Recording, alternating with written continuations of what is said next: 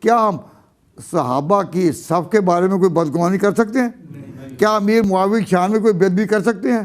کیا عثمان کی شان میں کوئی بات کہہ سکتے ہیں؟ نہیں. ہمارا کام اپنے ساتھیوں کے ایمان کو بچانے کا، اور ہم دعوت دے رہے ہیں اپنے ایمان کو بچاؤ. صحابہ کرام وہ طبقہ ہے کہ حضور خود کہہ گئے تھے کہ ان کے خلاف زبان نہ کھولنا. اللہ اللہ فی اصحابی لا تتخذوهم غرضا من بعدی، میرے بعد میرے صحابہ کو کبھی نشانہ نہ بنانا انتقام کا.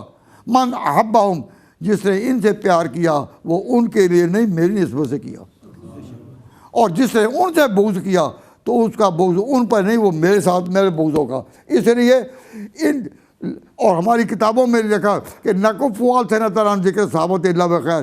ہماری زبانیں صحابہ کے بارے میں جب کھلیں گی تو ان کی نیکی کے ذکر میں کھلیں گی، اعتراض کی شکل میں نہیں. تو صحابہ پر اعتراض کرنا، بالکل انگلی اٹھانا حرام ہے. عقائد کی کتابوں میں یہ جملے ہیں جس کا حاصل میں اپنے الفاظ میں کہہ دوں کہ نقف والسنۃ عن ذکر صحابہ الا بخیر، کہ صحابہ وہ طبقہ ہے کہ ان کے بارے میں جب بھی زبان کھولے تو اچھائی کے ساتھ کھولے. یہ رکھو اس نے یہ کیا، اس نے یہ کیا، اس نے یہ کیا. امیر معاویہ کے بارے میں پکا عقیدہ رکھو کہ علم غیب خاصہ باری ہے.